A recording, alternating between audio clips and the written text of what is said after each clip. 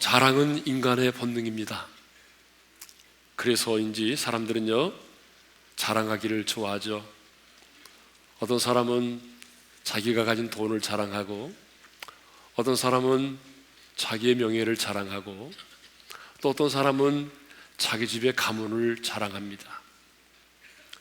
또 만나보면 어떤 사람들은요, 자기가 살아온 인생의 경험들을 자랑하고, 어떤 사람들은 자기의 영어 실력을 자랑하는 경우도 있어요. 어떤 친구가 미국에서 공부를 하고 돌아왔는데 너무나 혀가 꼬부라진 소리를 하는 거예요.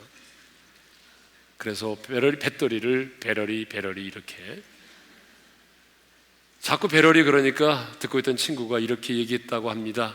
너 내 앞에서 한 번만 배러리 하면 제러리가 날아간다. 자, 어느 유치원에서 어린아이들이 이런 자랑을 했다고 그래요. 한 아이가 우리 엄마 요즘 수영 배우는데 잠수를 30초나 한다. 그러니까 듣고 있던 한 아이가 우리 할머니는 해녀라서 잠수를 하는데 50초 이상 한다. 그러니까 또 한 아이가 자랑을 해야 되는데 할 게 없으니까 우리 삼촌은 작년에 물에 들어가서 아직까지 안 나왔다. 자, 우리가 이제 웃으면서 얘기를 들었지만 사실은 사람들은 예나 어른이나 할 것 없이 자랑하기를 좋아한다는 거죠. 사도 바울도 예수님을 만나기 전에는 자신이 이스라엘 족속이요, 베냐민 지파요, 히브리인 중에 히브리인이요, 율법으로는 바리새인임을 대단히 자랑스럽게 생각했던 그런 사람이죠.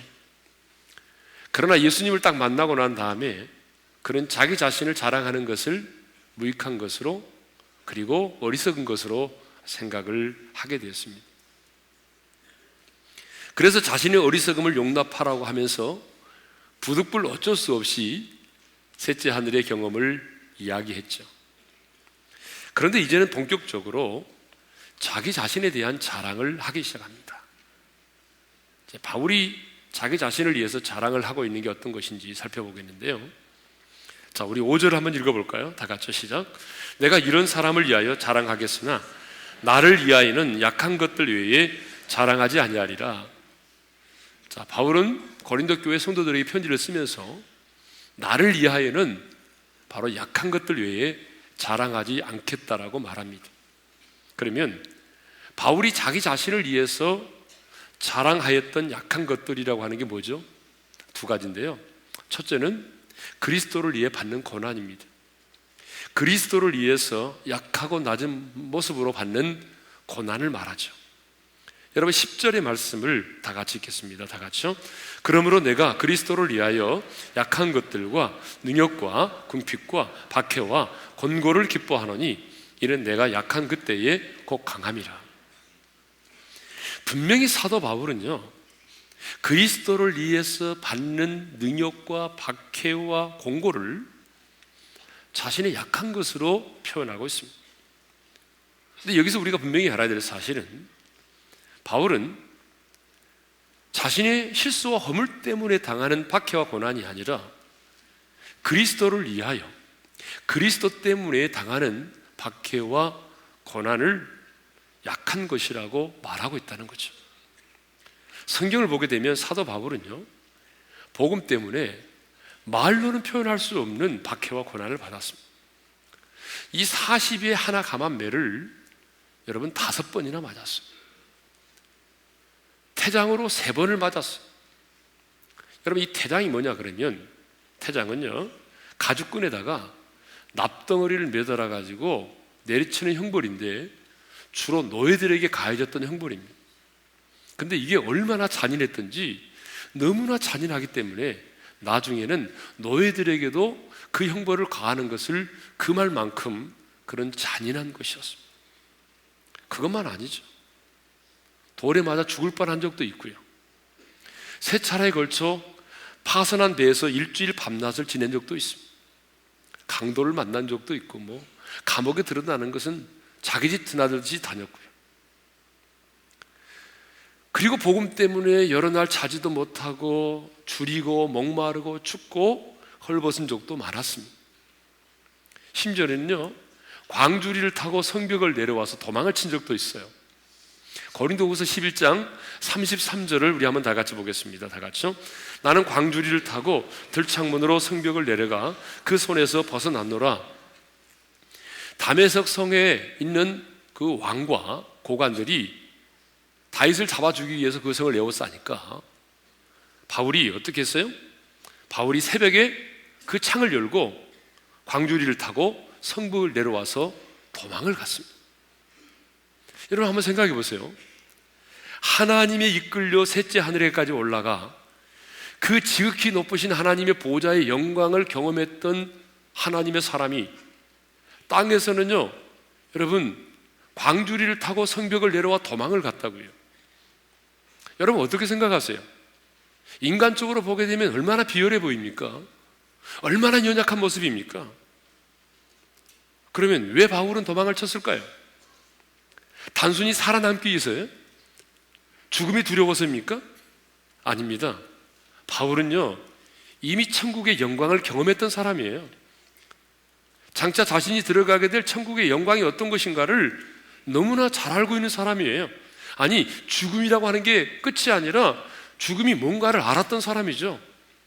그래서 바울은 빌립보서 1장 23절에서 삶과 죽음이라고 하는 그 사이에 갈등하고 있을 때 그는 이렇게 말을 했어요. 다 같이요. 차라리 세상을 떠나서 그리스도와 함께 있는 것이 훨씬 더 좋은 일이라. 바울은 죽음이 끝이 아니라 주님과 함께 있게 된다고 하는 것 너무나 잘 알고 있었던 사람입니다. 지난주에도 우리 교회 김정은 집사님이 암으로 세상을 떠나셨습니다. 젊고 유능하고 아주 똑똑한 분이셨어요. 정말 세상적으로 보게 되면 이 세상에 좀 더 필요한 분이셨습니다. 그런데 하나님이 우리보다 먼저 주님의 나라로 불러가셨어요. 그러니까 저는 우리 그 부인 되는 집사님이 얼마나 힘들어 하실까 생각하면서 1호 전화를 드렸습니다. 그런데 의외로 우리 집사님은 남편에 대한 천국 간증을 하시면서 감사함으로 당당하게 남편의 죽음을 받아들이셨어요. 남편 김종은 집사님은 세상을 떠나시기 직전에 갑자기 뭔가를 바라보는 것처럼 눈을 확 뜨시더니 너무 아름답다, 좋다라는 표현을 하시더라는 거죠. 그래서 우리 부인 집사님이 천국이 보이느냐, 예수님이 보이느냐라고 물으니까 고개를 끄덕이더라는 거죠. 그러더니 20분 동안 보이지 않은 영적인 전쟁을 치르신 다음에 마지막에 참 좋다, 참 좋다라고 하는 말을 2번이나 하시면서 평안한 모습으로 눈을 감으셨다는 거죠. 여러분 한번 생각해 보세요. 누가 죽음 앞에서 영광의 천국을 바라보며 참 좋다라고 하는 그런 말을 남기면서 평안한 모습 가운데 눈을 감을 수 있겠습니까? 우리 집사님은 우리보다 먼저 이 세상을 떠나셨지만 죽음이 무엇인지를 우리들에게 확실히 보여주고 떠나가신 것입니다. 그렇습니다. 죽음이 무엇인지를 아는 사람은 죽음을 두려워하지 않습니다. 그런데 바울은 누구보다도 죽음이 끝이 아니라 그리스도와 함께 있게 된다는 걸 너무나 잘 알고 있었던 사람이죠. 그런 바울이 죽음을 두려워하겠습니까? 그렇습니다. 죽음이 무엇인지를 아는 사람은 죽음을 두려워하지 않아요. 그런데 왜 바울은 새벽에 광주리를 타고 도망을 갔어요? 왜요? 그것은요, 복음 때문에. 더 많은 사람들에게 살아서 복음을 전하기 위해서입니다. 바울은 자신이 복음을 전하는 것 때문에 핍박받고 고난받는 것 부끄러워하지 않았습니다. 기분 나쁘게 생각하지 않았습니다. 재수 없다고 생각하지 않았어요. 그리스도 때문에, 복음 때문에 당하는 인생의 아픔과 고난과 박해를 도리어 자랑스럽게 생각을 했어요. 그래서 자신의 약함을 자랑했던 것이죠. 둘째로 바울이 자신을 위해서 약한 것들을 자랑했는데 그 약한 것들이 뭐냐? 그 약한 것들 두 번째는요, 육체의 가시라는 거죠. 우리 7절의 말씀을 다 같이 읽겠습니다. 다 같이요. 여러 계시를 받은 것이 지극히 크므로 너무 자만하지 않게 하시려고 내 육체의 가시 곧 사단의 사자를 주셨으니 이는 나를 쳐서 너무 자만하게 하지 않게 하려 하심이라. 여기서 말하는 가시는요, 헬라어로 말뚝, 끝이 뾰족한 나무 막대기를 말하는 거예요. 그러니까 바울에게는 끝이 뾰족한 나무 막대기로 자신을 찌르는 것과 같은 고통과 아픔이 있었다는 거죠. 그렇다면 여기서 바울이 언급하고 있는 육체의 가시는 무엇을 의미할까요? 자, 본문이 나와 있는 육체의 가시에 대해서는요, 의견이 아주 분분하죠.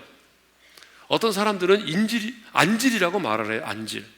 왜 그렇게 말하냐 그러면 바울이 다메섹 도상에서 부활의 주님을 만날 때에 어떤 일이 벌어졌어요? 햇빛보다 더 찬란한 그 빛 앞에서 쓰러졌어요. 그리고 시력을 잃어버렸어요. 그리고 다른 사람이 이끌려서 다메섹 성으로 들어갔잖아요. 그리고 나중에 아나니아가 안수할 때에 눈에서 비늘이 벗겨지면서 눈을 뜨게 됐어요. 아마 그때에 그 강렬한 빛에 의해서 시력을 많이 상하고 안질로 인해서 고통을 당하지 않았을까라고 생각을 하게 되죠. 특별히 갈라디아 4장 15절에 보게 되면 갈라디아 교회 성도들이 바울이 전하는 복음을 듣고 자기들의 눈이라도 빼어주고 싶을 정도로 바울에 대해서 감사했다는 표현이 나오거든요. 이것을 보게 되면 바울이 말하고 있는 육체의 가시가 이 안질이 아니었을까라고 생각을 많이 합니다. 그런데 또 어떤 사람은 반대로 이렇게 말하는 분도 있어요. 육체의 가시를 안질이 아니라 간질이다 이렇게 보는 사람도 있어요. 예. 또 어떤 사람들은 심한 편두통이라고 그렇게 생각하는 사람들도 있어요. 최근에 와서는 이 바울의 육체의 가시를 바울을 잡아 죽이려고 했던 유대인들의 핍박으로 보는 경우가 있습니다. 요즘에는 이 주장이 설득력을 더 얻고 있는데요, 구약을 보게 되면 가시라는 말이 누구에게 사용되었느냐? 하나님의 택한 백성들을 괴롭히는 가나안 족속들에게 사용됐거든요.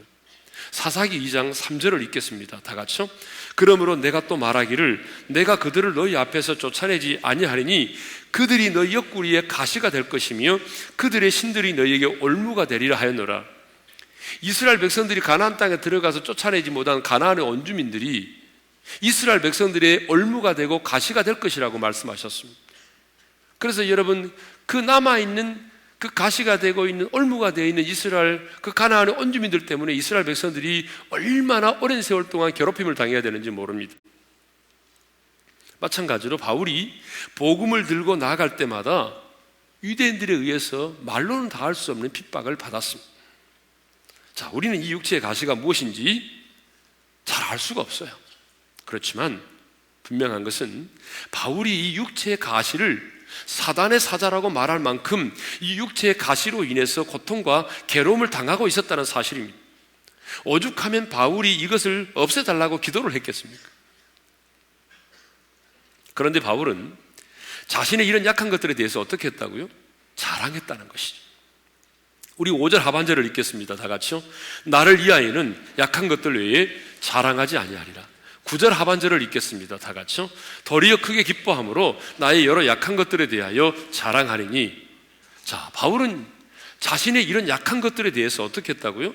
부끄럽게 생각하거나 실망하지 않았어요. 도리어 그것을 자랑했어요. 어떻게 생각해보면 하나님, 왜 나에게 이런 고난을 주십니까? 왜 나에게 이런 육체의 가시를 주십니까? 라고 말하며 낙심할 수도 있잖아요. 그런데 바울은 자신의 육체의 가시, 자신의 그런 약한 것들에 대해서 낙심하지 않았습니다. 도리어 자신의 약한 것들을 자랑했어요. 그러면 왜 바울은 자신의 이런 약한 것들을 자랑했을까요? 두 가지 이유 때문에 그렇습니다. 그 첫 번째 이유가 뭐냐면요, 그리스도의 능력이 내게 머물게 되기 때문이라는 거죠. 여러분 9절 하반절을 읽겠어요. 다 같이 시작. 나의 여러 약한 것들에 대하여 자랑하리니 이는 그리스도의 능력이 내게 머물게 하려 함이라. 따라서 합시다. 그리스도의 능력이 내게 머물게 하려 함이라. 바울이 자신의 여러 약한 것들에 대해서 자랑했던 것은 그 자신의 약함을 인하여 그리스도의 능력이 자기 안에 머무르게 된다는 것을 깨달았기 때문입니다. 여기 그리스도의 능력이 내게 머물게라고 하는 뜻이 뭐냐면, 여러분, 보자기가 어떤 물건을 이렇게 완전히 뒤덮듯이 덮어 싸고 있는 것처럼 하나님의 능력이 내게 머물렀다고 하는 말은 바로 하나님의 능력이 보자기가 어떤 물건을 이렇게 완전히 감싸고 있는 것처럼 하나님의 능력이 자신의 인생을 감싸고 있었다는 것이죠. 여러분, 사도 바울은 가는 곳곳마다 유대인들로 인해서 말로는 표현할 수 없는 박해와 어려움을 당했습니다. 자기를 죽이기 전에는요, 내가 바울을 죽이기 전에는 먹지도 않고 마시지 않겠다라고 다짐한 사람이 무려 40명이나 됐습니다. 여러분, 이 교회 공동체 안에 나를 미워하는 사람 한 사람만 있어도요, 여러분 얼마나 힘든지 아세요? 나를 미워하는 그 한 사람 때문에 교회를 옮긴 사람도 있더라고요. 그런데 바울의 경우는 지금 어떻습니까? 내가 바울을 죽이기 전에는 먹지도 않고 내가 마시지도 않겠다, 아주 이것에 목숨을 걸고 바울을 죽이려고 했던 사람이 무려 40명이나 됐어요. 바울이 가는 곳곳마다 그들이 따라다녔어요. 그러니 여러분 얼마나 힘들었겠습니까? 예? 뿐만 아니라 지금 자기 자신은 육체의 가시로 인해서 고통과 괴로움을 당하고 있습니다. 매일매일 뾰족한 나무 막대기가 자기의 삶을 찌르는 거예요. 자기의 마음을 찌르는 거예요. 얼마나 고통스러웠는지 몰라요. 하루하루 사는 게 너무 힘들었어요. 예? 인간적으로 생각해 보면요, 하루하루 견디기가 너무 힘들었어요. 하지만 바울은 그것 때문에, 그 연약함 때문에, 그 가시 때문에 기도의 무릎을 꿇지 않을 수가 없었습니다. 매일매일 숨쉬는 순간순간마다 주님이 도와주지 않으면 나 살 수 없어요. 오늘 하루 한 날도 주님이 나를 지켜주지 않으면 나는 살 수 없어요. 눈을 뜨는 순간부터 주님의 십자가를 붙들고 몸부림을 치는 거예요. 왜? 주님이 붙들어주지 않으면 살아갈 수 없기 때문에, 주님이 붙들어주지 않으면 이 육체의 가시를 견딜 수가 없기 때문에, 그는 매일매일 십자가를 붙들고 주님 앞에서 몸부림을 쳤어요. 매일매일 주님을 의지하지 않을 수가 없었어요. 그랬더니 놀라운 사실은 하나님의 능력이 자신 안에 머무르게 됨을 깨닫게 됐어요. 그렇습니다. 주님은 자신을 더욱 의지하는 바울에게 놀라운 능력으로 채워주셨습니다. 분명히 그 문제 때문에, 분명히 그 가시 때문에, 분명히 그 억울함 때문에, 분명히 그 아픔 때문에 더욱 무릎을 꿇어 기도했는데, 그리스도의 능력이 마치 보자기처럼 자신을 둘러싸고 있음을 알게 됐습니다. 그리고 그 하나님의 능력이 자신의 삶의 현장 가운데 나타나기 시작한 것입니다. 불가능한 일들이 일어나기 시작한 거예요. 옥토가 흔들리고 옥문이 열리고 착고가 풀어지고 간수와 그 가족이 구원을 받게 됐어요. 심지어는요, 사람들이 바울의 몸에서 손수건이나 앞치마를 가져다가 병든 사람에게 얹으면 병이 낫고 악귀가 떠나가서 귀신들이 떠나가는 역사가 일어났습니다. 이런 놀라운 능력들이 삶의 현장 가운데 나타나기 시작한 거예요. 여러분 한번 생각해 보십시다. 만일 바울에게 육체의 가시가 없었더라면, 이런 약함이 없었다고 한다면, 이런 고난과 박해가 없었더라면 바울은 결코 그리스도의 능력을 경험하지 못했을 것입니다. 사랑하는 성도 여러분, 사도 바울은 알았습니다. 하나님께서 왜 자신의 인생 가운데 이런 약함을 주시고, 왜 하나님께서 자신의 인생 가운데 고난을 주시고 이런 아픔을 허락하셨는지 그 이유를 알았어요. 그것이 무엇입니까? 하나님만 의지하도록 하기 위함이라는 거죠. 여러분, 바울이 고린도후서 1장 8절과 9절에서 그렇게 언급하고 있잖아요. 우리 한번 다 같이 읽겠습니다. 시작.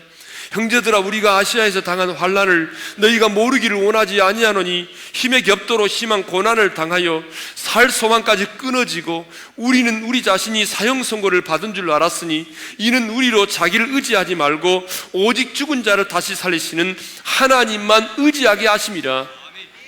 아멘. 정말 여러분 아멘이십니까?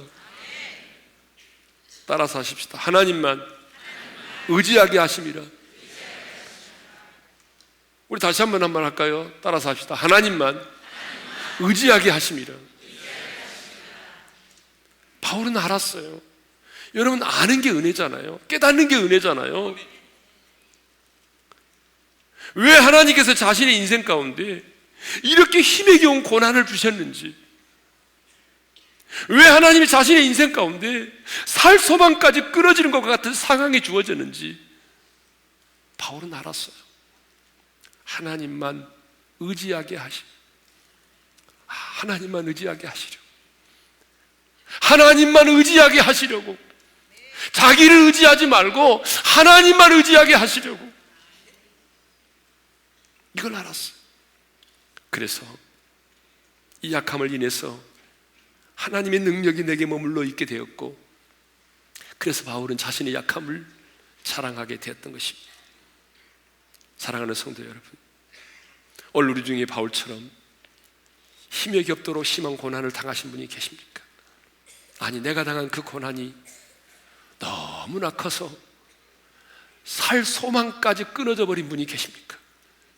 매일 뾰족한 나뭇가지가 내 육체를 찌르는 것과 같은 고통 속에 몸부림치는 분이 계십니까?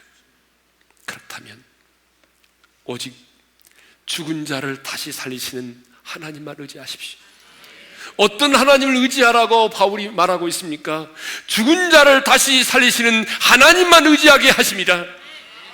죽은 자를 다시 살리시는 하나님입니다. 여러분, 죽은 자를 다시 살리시는 하나님이라면 그 하나님이 어떤 하나님이십니까? 전능하신 하나님이시죠.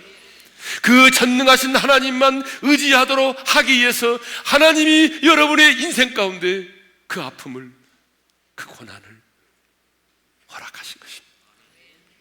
그러므로 지금 내가 어떤 이유로 어떤 고난을 당하든지 간에 하나님만 의지할 수 있기를 바랍니다.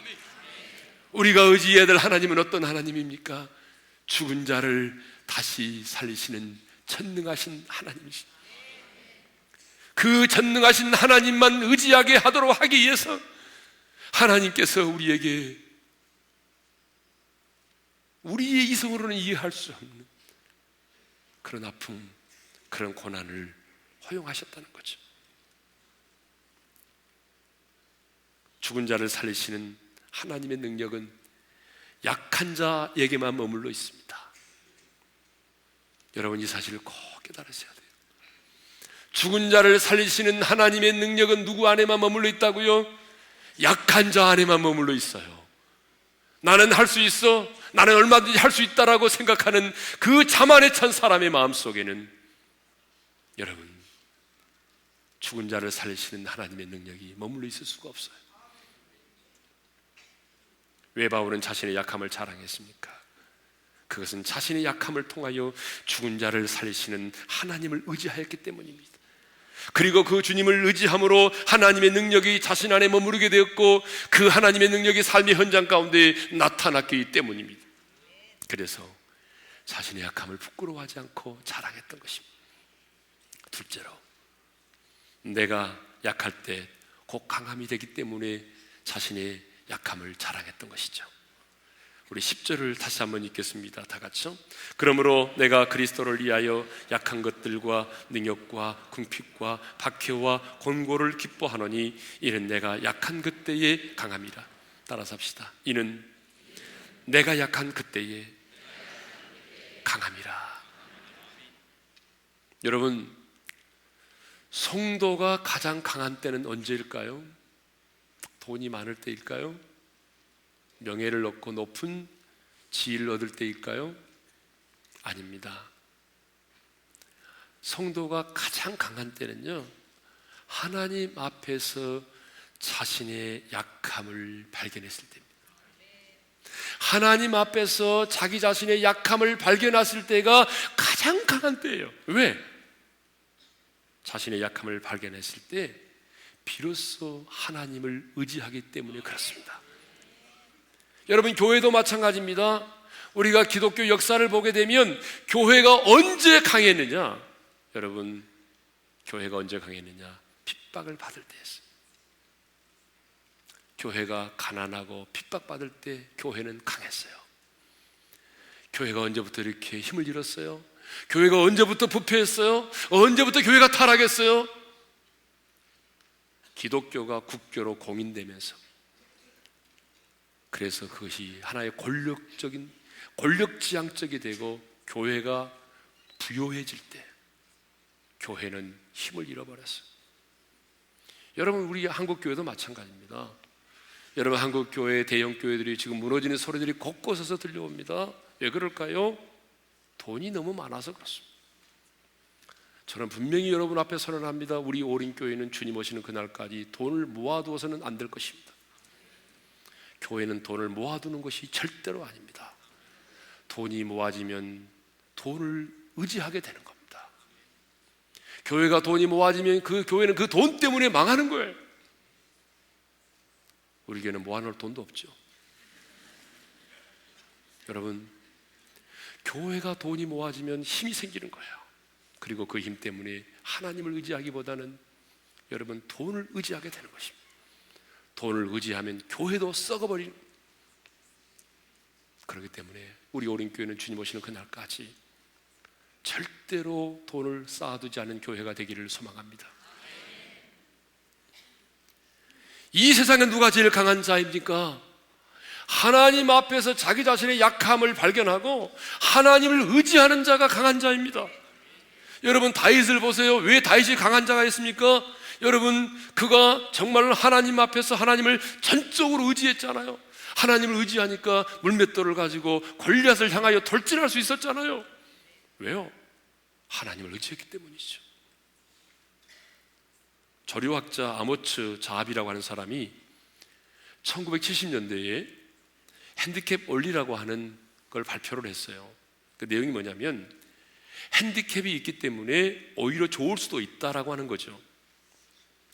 역사를 보게 되면요, 핸디캡을 가졌기 때문에 그것을 강점으로 승화시킨 사람들이 많아요. 우리가 너무나도 잘 아는 헬렌 켈러도 청각, 시각, 언어 장애라고 하는 삼중고를 가지고 있었지만 그 인간의 약점, 핸디캡을 어때요? 디딤돌로 삼아서 더 멋지고 영향력 있는 삶을 살았잖아요. 영국의 시인 존 밀턴도 시력을 잃고도 아름다운 시를 썼잖아요. 베토벤도 여러분 귀가 들리지 않은 채로 교향곡을 작곡했잖아요. 발명왕 에디슨도 청력을 잃은 상태에서 1000종이 넘는 발명품을 발견했잖아요. 아인슈타인도 지진아라고 불릴 만큼 언어 장애가 있었지만 그 핸디캡을 극복하고 성공적인 인생을 살았잖아요. 이들은 한결같이 부족함이 있었기 때문에 성공한 사람들입니다. 얼마 전에 조니 에릭슨 타다의 희망노트, 하나님이 너무 하실 때라는 책을 읽은 적이 있습니다. 그 책을 보게 되면 조니 에릭슨 타다는요, 꿈 많은 소년 시절에 10대 후반에 승마를 마치고 땀을 식히려고 바다로 갔어요. 그리고 높은 곳에서 뛰어내리는 다이빙을 하다가 그만 물속에 있는 바위에 부딪혀서 이 목 아래 전신마비라는 중상을 입었습니다. 꼼짝도 할 수 없는 자신의 현실에 절망하면서 하나님을 향해서 분노하고 절규했습니다. 자기가 움직일 수 없으니까 자살도 못 하잖아요. 그러니까 친구들에게 죽을 수 있도록 도와달라고 간청을 하기도 했어요. 그런데 어느 날 친구가 찾아와서 복음을 전해주었습니다. 자, 예수님도 십자가에서 너처럼 사실을 꼼짝할 수 없는 상태로 계시면서 죽음 당하시면서 너를 살리셨다. 그 복음을 들었어요.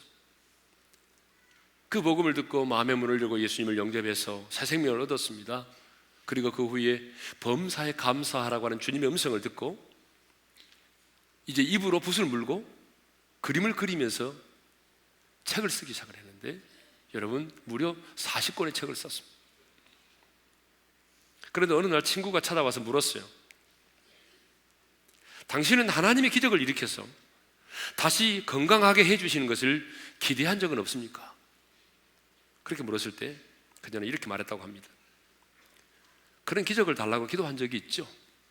하지만 저는 그보다 더 큰 기적을 저는 경험했습니다. 그 기적은 제가 예수님을 만난 것입니다. 제 인생에 이보다 더 큰 기적은 없습니다. 그녀는 교회에서 설교를 듣다가 앞에 앉아있는 남자의 뒤통수를 보는 순간에 자신도 모르게 중보 기도가 나왔어요. 그 남자를 위해서 기도해주고 싶었어요. 그래서 그 앞에 앉아있는 남자의 뒤통수를 보면서 이름도 모르고 성도 모르지만 기도를 했습니다. 중보 기도를 했어요. 예배드리면서. 그런데 우연히 다음날 친구가 남자친구를 소개를 해줬어요. 그러니까 나가봤더니 어제 주일날 예배드리면서 자신이 뒤통수를 바라보면서 기도했던 그 남자가 나와 있었어요. 그 남자는 풋볼 코치고 체육교사였는데 이 사람과 결혼을 하게 됐죠. 그러니까 여러분, 머리에서 찾지 말고 항상 예배 드릴 때 우리 자매들도 앞에 남자애는 뒤통수를 보면서 중보기도 하게 되면 그 사람이 내 사람이 될 수도 있다는 사실. 절대 유부남은 그렇게 해서는 안 되겠죠.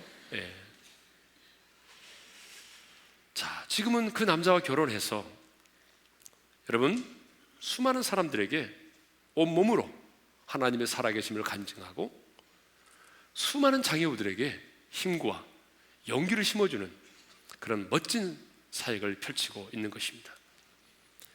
사랑하는 성도 여러분, 이렇게 우리 주변에는 남들보다 모자라고 부족한 것으로 인해서 오히려 하나님의 도구가 되어 세상의 빛으로 소금으로 살아가는 사람들이 있습니다.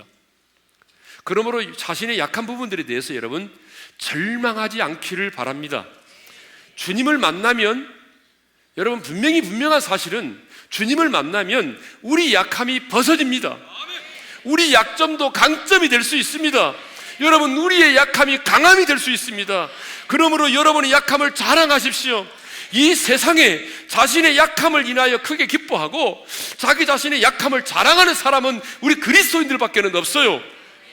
사람들은 어떻게 하든지 간에 자신의 약점을 숨기려고 하잖아요. 그러나 주님을 인격적으로 만난 그리스도인들은 그렇지 않습니다. 숨기려고 하지 않습니다. 도리어 주님 안에서 나의 여러 약한 것들을 자랑합니다. 아니, 도리어 나의 여러 약한 것들을 대하여 크게 기뻐하는 것이지라. 왜냐하면 나의 약함이 곧 강함이 되기 때문입니다. 나의 여러 연약한 것들이 내 인생의 승리의 원동력이 될 수 있기 때문입니다. 아니, 나의 그 연약함이 하나님의 임재가, 하나님의 능력이 내 삶 가운데 임하는 통로가 되기 때문입니다. 그러므로 여러분의 약점, 여러분의 핸디캡, 여러분의 약한 것들을 인하여 좌절하지 마시고요. 그리스도 안에서 여러분의 약한 것들을 자랑하며 살아가시기를 주님의 이름으로 축원합니다. 자, 우리 한번 찬양할 텐데, 우리 오랜만에 일어나서 한번 찬양해 볼까요? 약할 때 강함 되시는 나의 보배가 되신 주 나의 모든 것, 주 안에 있는 보물을 나는 포기할 수 없네. 주 나의 모든 것. 우리 찬양하십시다. 약할 때 강함 대신에 나의 보배가 되신 주 나의 모든 것, 주 안에 있는 보물을 나는 포기할 수 없네. 주 나의 모든 것. 다시 한번. 약할 때 강함 대신에 나의 보배가 되신 주 나의 모든 것, 주 안에 있는 보물을 나는 포기할 수 없네. 주 나의 모든 것.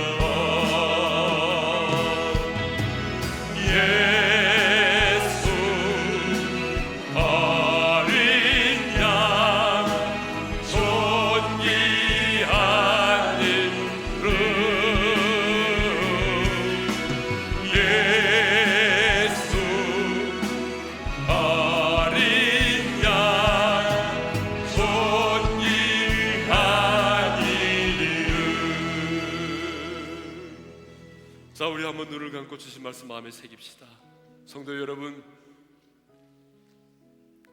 바울에게는 약함이 있었습니다. 자신을 핍박하는 사람들이 있었어요.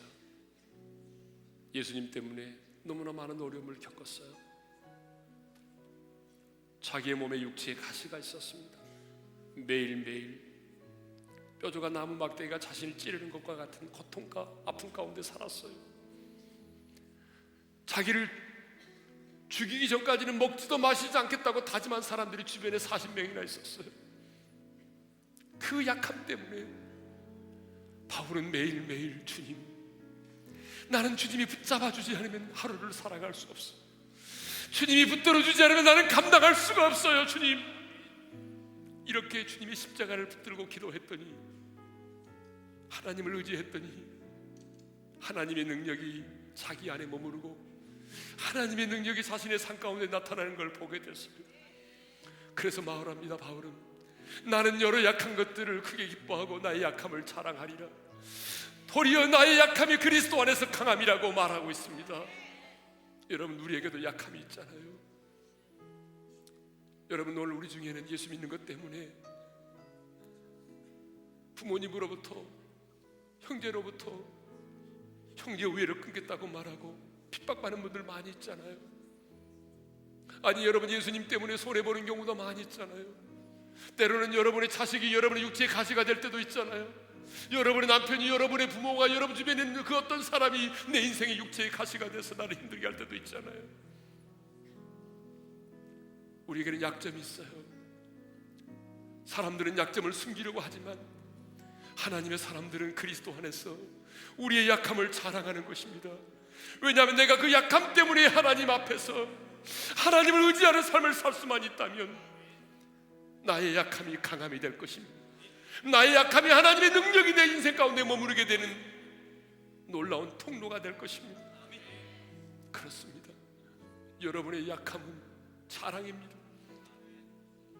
그리스도 안에 있으면 우리의 약함이 벗어지는 것입니다. 그러므로 여러분, 여러분의 약점, 여러분의 약함을 숨기지 말고 부끄러워하지 말고 자랑하십시오. 그것 때문에 여러분이 하나님 앞에서 십자가를 붙들고 몸부림칠 수만 있다면 여러분의 약함은 자랑이 될 것입니다. 오늘 이 시간 주님 말씀 붙들고 주여 한번 부른 다음에 합심으로 기도하며 나가겠습니다. 기도합시다. 주여! 우리 아버지 하나님, 바울에게 약한 것들이 있었던 것처럼 주여, 우리의 인생에도 숨기고 싶고 감추고 싶은 내 인생에 약한 것들이 있습니다. 아버지야, 내 인생에 이런 약한 것들, 아버지 하나님, 이것 때문에 좌절하고 절망하고 포기하지 말게 도와주시고, 아버지, 내 인생에 약한 것들 때문에 좌절하고 포기하지 말게 도와주시고, 아버지, 이제는 내가 그리스도 안에서 내 모든 약함이 벗어지게 도와주시고, 그리스도 안에서 내 인생의 약한 것들이 벗어지게 도와주시고, 내가 약하기 때문에 주님의 십자가 앞에 머무를 수밖에 없고 무릎으로 순응할 수밖에 없습니다. 그러므로 하나님의 능력이 내 인생 가운데 머무르게 하시고 하나님의 승리의 원동력이 되게 하여 주시고 축복의 통로가 되게 하여 주시고, 하나님 아버지, 오늘 우리들에게 이런 동일한 은혜를 허락해 주시기를 원합니다. 오늘 우리의 인생의 약함을 인해서 고민하고, 오늘 인생과 우리들의 성도들 가운데 인생의 약함을 인해서 슬퍼하고 좌절하는 자가 있다면 하나님, 오늘 그 약함이 자랑이 되게 하시고 그 약함이 강함이 되게 하시고 그 약점이 강점이 될 수 있도록 우리 하나님 은혜를 베풀어 주시기를 간절히 바라고 원합니다. 우리 아버지 하나님, 오늘 우리들에게도 약한 것들이 있습니다. 내가 예수를 믿는다는 이유 때문에 가족들로부터 핍박을 받기도 하고, 주님 때문에 손해를 봐야 되고 멸시를 받을 때도 많습니다. 뿐만 아니라 우리에게 육체의 가시가 있어요. 때로는 내 자식이 내 인생의 육체의 가시가 되기도 하고, 때로는 내 남편이 내 육체의 가시가 될 수도 있고, 때로는 내가 처해 있는 내 삶의 환경이 내 육체의 가시가 될 수도 있습니다. 이것들 때문에 좌절하고 절망하고 내 인생의 약점들을 숨기고 싶고, 때로는 이것 때문에 하나님을 원망하기도 했지만, 오늘 하나님이 주시는 말씀, 오늘 이 말씀 앞에서 다시 한번 결단합니다. 주님, 내 인생의 약한 것들을 부끄러워하지 않겠습니다. 내가 약하기 때문에 주님 앞에 더 머물러있는 시간이 많아지겠습니다. 내가 약하기 때문에 주님의 십자가를 붙들고 몸부림을 치겠습니다. 하나님의 능력이 내 인생 가운데 머무르게 도와주십시오. 그리고 그 하나님의 능력이 내 삶의 현장 가운데 나타나게 도와주시옵소서. 그리스도 안에서 내 인생의 약한 것들이 벗어지게 도와주시고 내 인생의 약점이 강점이 되게 도와주옵소서. 이제는 우리 주 예수 그리스도의 은혜와 하나님 아버지의 극진하신 그 사랑하심과 성령님의 감동하심과 교통하심과 축복하심, 내 인생의 약함을 자랑하며 나의 약점이 강점이 되기를 원하는 모든 지체들 위해 이제로부터 영원토록 함께 하시기를 축원하옵나이다. 아멘.